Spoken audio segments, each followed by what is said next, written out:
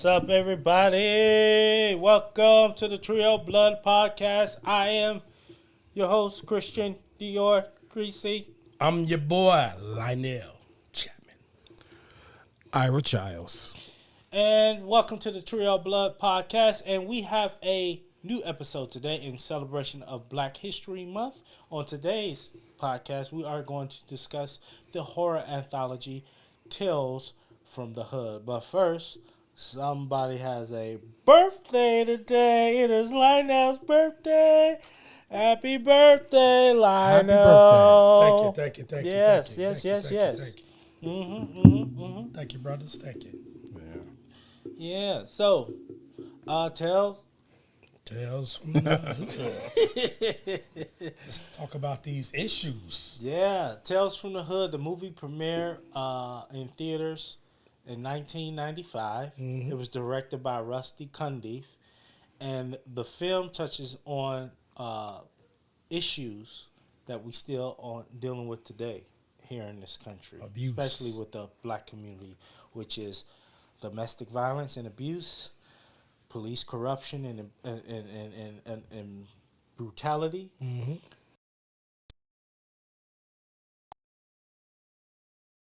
And these four things are horror, actually real horror reality that we face. Yeah, and each one of these stories that tackles these issues also at the end of it have consequences. Yeah, so let's get into this movie. Where we gonna start? Man, let's Because start from let's start with the first story. What with the- Clarence. Yeah. The first story is about police corruption. wait. Don't mean to cut you off. Mm-hmm. Let's start with the funeral parlor.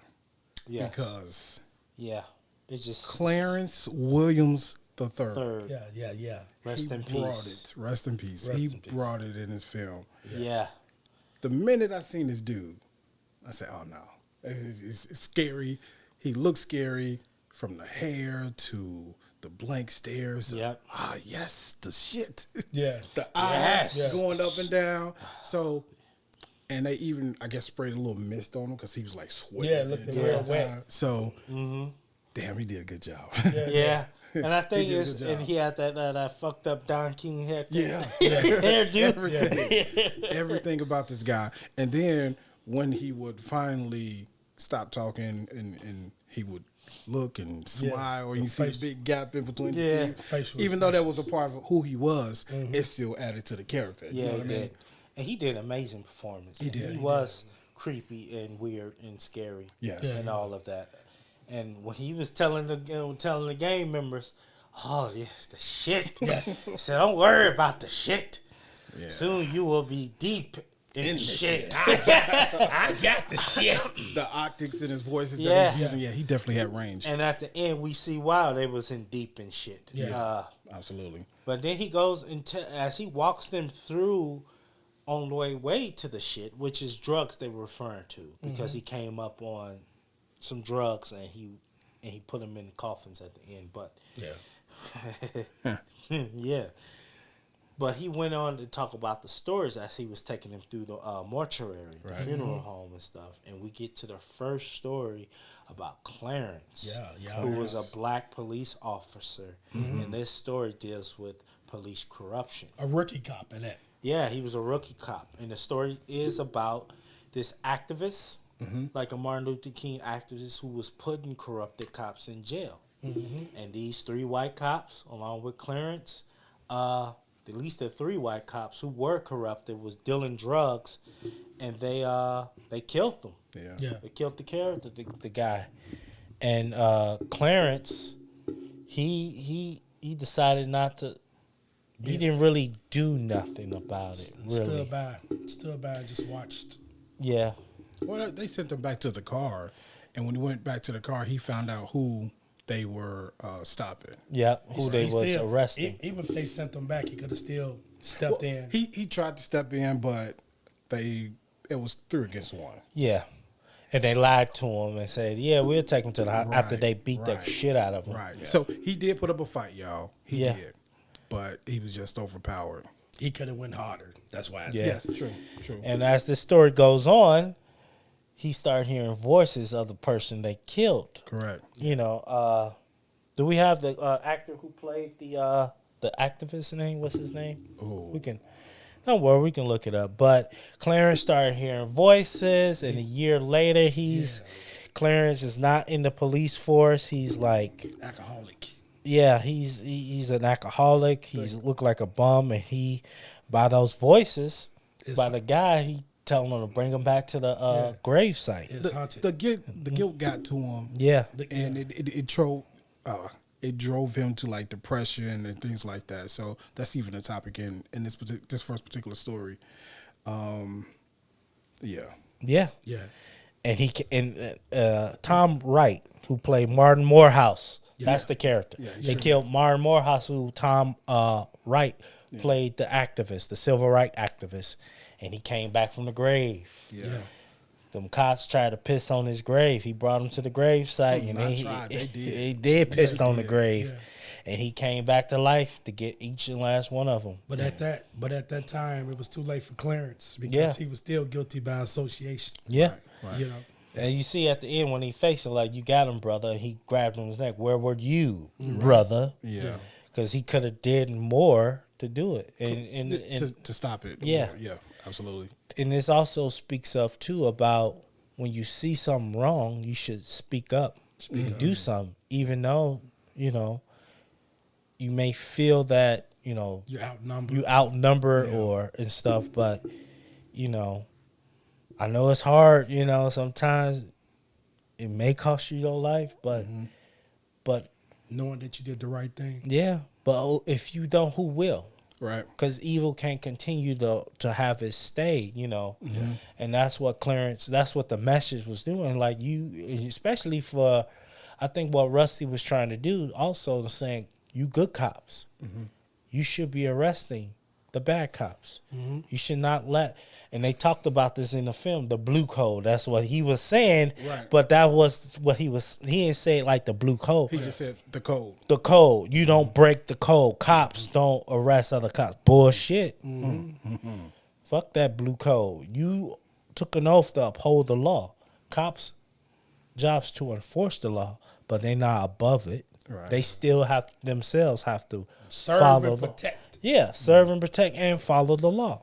But you know what, for me, and I don't say this too much about horror movies, but this one particular story, and there's another one on here, I'll say the same thing. This one scared me because what happened to Martin can happen to me, you, him. Yeah. You know what I mean? And we've had a lot of this happen in the past couple of years. Yeah. George Floyd. Even Tamir Rice. right.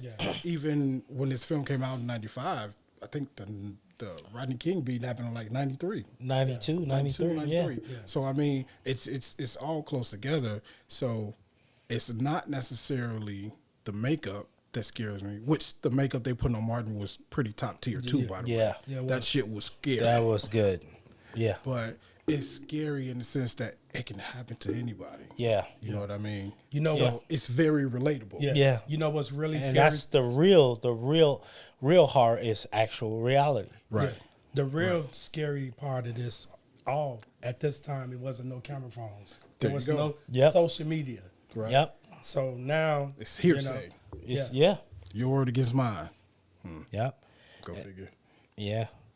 And which leads us, and as that ended, the news story began. So when he took them to the other coffin, you seen this burnt up body. Well, we didn't see it yet. We didn't see it, but we saw it. He opened after. it, and they got a reaction, and you just kind of wonder, like, what was in there? What's and in then there? it went straight into the story.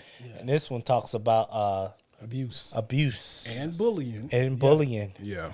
And this story is who's Walter. Walter, Walter. played by Brandon Hammond. Yeah, speaks Soul to food. abuse in the Yeah, home. some soul food. Yeah, It speaks to abuse in the home and why sometimes kids act out. Right. But see, the clever thing about this film is they had it as like Walter was seeing a monster. Yeah. Like an actual monster. But come to find out, it's just Buddy from the next bedroom over. It's the boyfriend. yep. Who is in reality the real Real monster. monster. Yeah. And I said, damn, that was pretty clever on how they did that. Yeah, played by David Allen Greer. Yeah. David Allen Greer. From Living Color. Now, I'm sorry, I'm talking loud. It surprised me because when I first saw him as a kid, I said, okay, he gonna come in and be funny, and that's gonna be the end of it. But he didn't come in being funny. No, like- it shocked me too when as a kid when I saw this movie back in the 90s because I seen him all funny, In and Living when Colour. he came in there, I was like, oh shit, You're like, is he like it's a this for different real? side, yeah. Right, right. So hats off to him, you know. Yeah, shout out to David Allen Great Ge- job. Gear, yeah. man. Great job. Great- That's a character. Yeah, you did, and it does because of child abuse, domestic abuse is never okay. Not at all. And once again, you have Rusty, who plays his Walter's teacher, was in the film. The director came over and stepped up. Is that as me being a substitute teacher, you working with children, we are is mandated that we become mandated reporters. Mandated and when we reporters, see child neglect, we see child abuse, we should report it. It should never go it should never go unpunished. Which in the film it didn't get reported. No, it didn't get reported. But the teacher took matters Yeah, into his in his own own hands. hands. But before we get to that part, Walter was being bullied in school. Yep, he was being bullied in school as well. And a couple days went by, and one of the students told him, well, if you draw whatever you're afraid of and dispose of it, you'll get rid of it. And so he drew, I forget the bully's name. He drew the bully, and he drew the monster also. So keep that in mind because it's going to come back into play later on in our discussion. Yep. So the teacher goes to the house. Teacher gets there. He's talking to the mom, who, again, seems like this cool, down-to-earth person, a little Yep. flirtatious. But the mom and Walter really suck you into this story. Like, you really start to feel for these two characters because you're finding out their personalities. Yeah. And then enter the boyfriend. Total opposite. Jerk. Yeah. Yep. And abusive. And this goes to show you also about ladies and men. We got to be very careful Who you pick and who we choose. pick and choose. Right. Just because they look good, they sound good, body looking right, that's just a facade. Because in the inside, they can be devils. Just like the Bible said, even the devil appears to you as an angel of light. He ain't gonna show you he's evil, but he'll mask it like, oh, Yeah. I'm just this well down to earth person, but behind the scenes, I am dark as you can be, So, but later on, we found out he started beating them when he found out about the picture that he drew of him and stuff like that. And the teacher came back in. So, the regular Joe probably would have just drove off after. Speaking of the teacher, probably would have just drove off. But the teacher went back to the house, inserted himself into the situation, which kudos for him for doing that. That was Kudos. brave. Because It was it's brave, It right? was just his student, and he was attached to his student. Right. Yep. Right. But I will say this. He got his ass mopped. Yeah, he did. He got his ass whooped. Tossed around. I'm like, damn, he weak. He got his ass whooped. He was whooping everybody ass.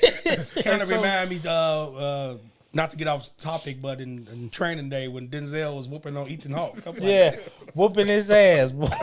And so you think the teacher is the hero of the story, Yeah. but it goes back to what I said earlier. Nah, the drawing and Walter is the hero in this story. Yeah. Yep. Because Walter brings that paper out, start folding it and flipping it around, Yep. and the monster start tweaking and doing all Contorting this. and all that. Right. It was that voodoo magic stuff. Yeah. And ladies and gentlemen, sound was amazing. Yeah. On that part too. Yeah. And at the end, they took the paper. They was like, we're going to report this. He said, nobody has to know. Yeah. And they Balled it put up. it on the fire. He burnt up. And Right hence, comes back to present day. We see the burnt up corpse. That's the monster Yep. In the casket. at in the funeral home. casket. Yep. Yeah. Then They get into some more dialogue. One of them shut the casket because he couldn't see. Boom. Next minute, you know, a damn black doll just fall off. Now, and he goes into this story. Third story. Third story. Oh man. Oh man. We can call it the KKK comeuppance. Yeah. Okay. But this story for me personally scared the shit out of me. Yeah. Yeah. And when I was rewatching it the other day, it was still scared the shit because I was just getting chills. Because this story takes place and it talks about racism in this country, and it's talked about, and we have an actor, a great actor by the way, Corbin Bernstein played Duke Matgear. Duke. I think Rusty took the inspiration from the actual KKK or leader, David Duke. David Duke. So it's just he just took Duke and put him.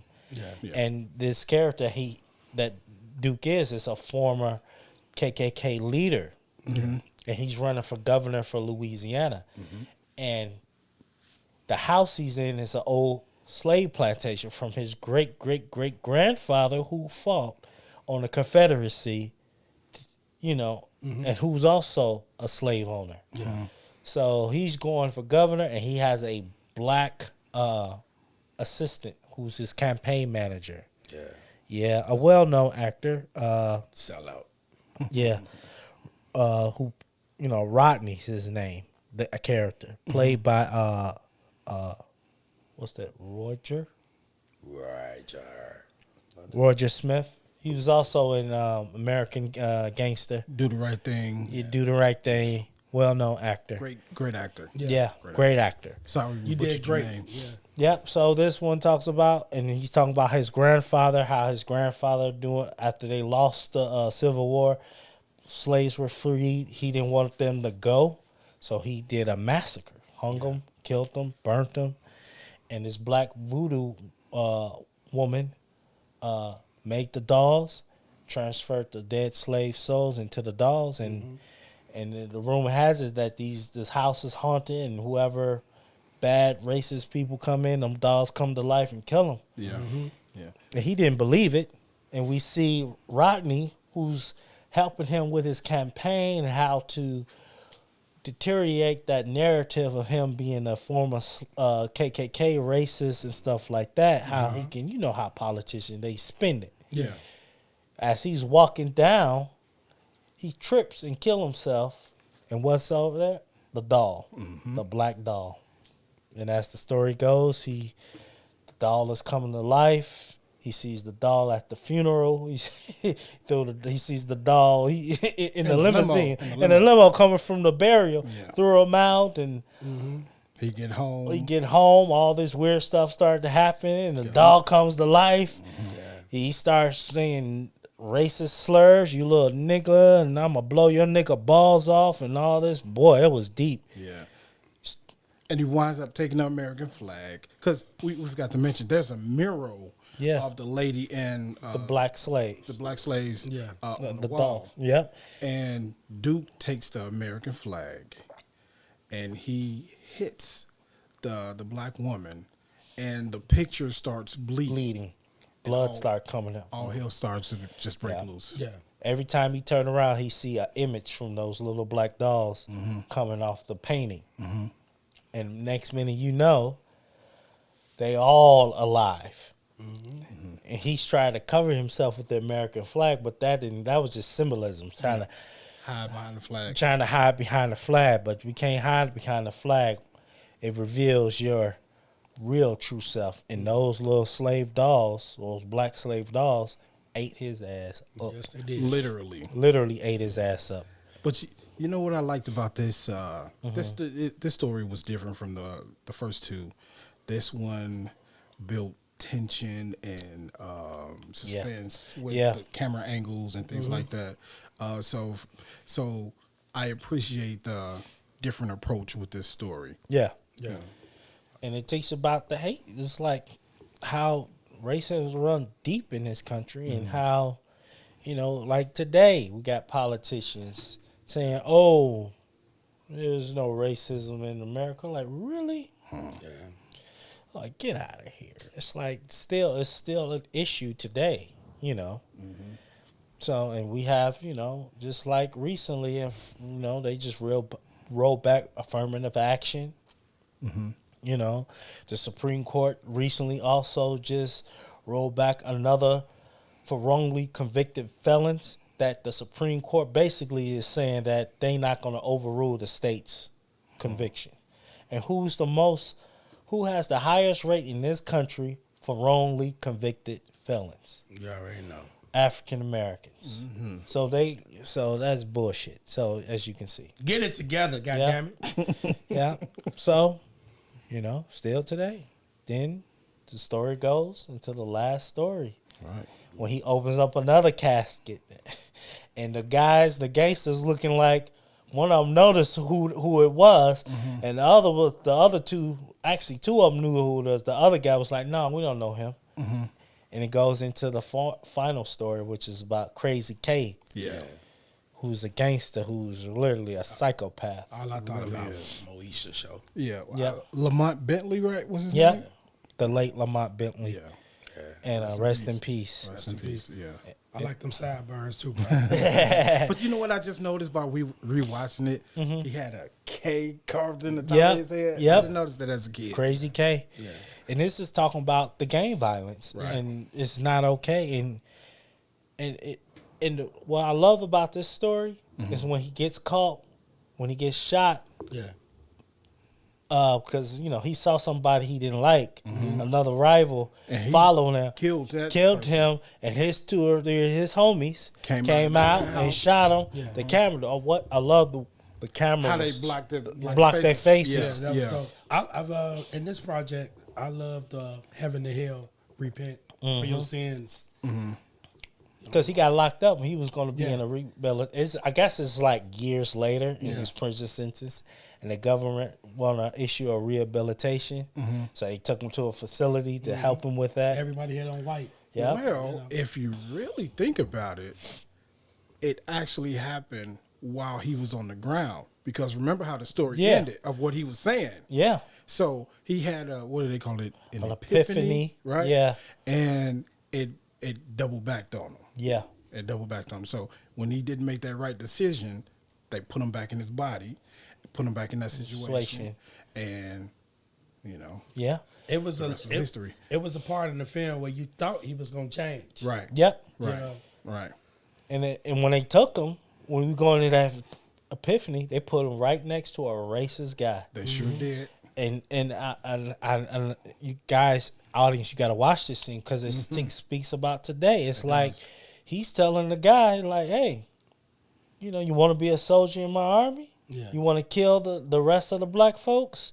And we can make you a slave afterwards. I mean, you're doing it for us already, Right, right? Oh, And no, our Michael, poster our is poster fell. falling down. Don't worry about it. We can keep going. We gonna keep going. But it shows you how the hypocrisy of, especially when it comes to violence. Right. Yeah. It's just like, really, guys, it's like, Yeah. ugh. Even the Fright Night didn't like it. Fright Night. Poster didn't agree with that. Yeah. It was like, it's too much for him. It's too much for him. We know. But it talks, you know, just like, well, you don't like the racist folks lynching and you don't like the images of them killing black folks, but you doing the same thing to your own people. Right. And when he was confronted by the people he killed, he gave every excuse of the book. And why it goes back to he didn't change. When he grabbed old girl, me saying that famous phrase, DMX used it in his album. It's dark and hell aside in the intro. I don't give a fuck. I don't give a fuck. That's And then the- pull him back in his body. That was the creepy part right there. How people, it was just keep flashing and you'll see the victims Yep. and everything. You know. I don't give a fuck. I don't give a fuck. And all of a sudden, you see the guys like, really? We don't give a fuck either. Boom, boom, Boom, boom, boom, boom. Now the funny thing is, the three guys that were in the funeral home were the three guys that shot Crazy K. Crazy K. And so when he came back, the filmmakers revealed their faces because the faces were dark or blackened out or whatever. Yep. To keep the suspense of the movie going. Yeah, man. Yeah. They executed that. Yeah. And he took them, and they was getting pissed because that triggered their emotions. Like, Yeah. yep. Yeah. They was tired of him bullshitting. So he showed them where the shit was. It was in the coffins, bring them down. They should have known better. Once you start pointing your finger at a light without a light switch, Right. and it comes on automatically, you should know something was up. Yeah. Like, ain't no camera tricks, ain't no magic here. And he said, all right, it's in these coffins. Yeah, and then you see they And you revealed see, Open it up. they open it up, it's themselves. Themselves, they were in fact dead. They were dead. And he told them. Like, they couldn't believe it. You know, that one guy, man, every time I see him, I think the Players Club. Oh, yeah. Oh, buddy with the head. Yeah. I can't Buddy think with of the his with the name. little run, with the little crazy run when he Yeah, got out yeah. Menace, when he got out Menace to Society. Yeah. But overall, y'all, this is a great film that Yeah. tackles some Yep. incredible social issues. Check it out. It's an oldie, but it's still relevant Yep. with what's going on today. Yep. Get your popcorn, get your drinks, relax, watch Watch it in the dark. It's actually Hopefully play- not alone. It's actually playing on Stars, Stars. by Yep. the way. So check it out on Stars. Yep. Tales from the Hood. Yeah, man. Sound like a radio. And disc please, jockey. Check it out. if you comment, let us know. Like, share, subscribe. Yeah. If you got an idea of something that we should talk about, please let us know. Yeah, a good film, horror film that also tackles social issues. Let us know. Let us know what you think too. If you saw the movie, let us know if you like it or not. Right. And you know where to check us out on Instagram, Facebook, TikTok. We on iHeartRadio, Amazon Music, Spotify, Google Play. and Google Play. Check us out. Yes. Yes. And until then, stay scary, my friends. This is the Trio of Blood. Scary.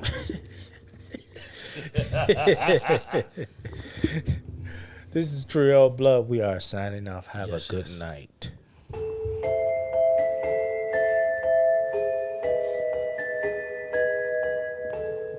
Don't go in there, mommy. Please.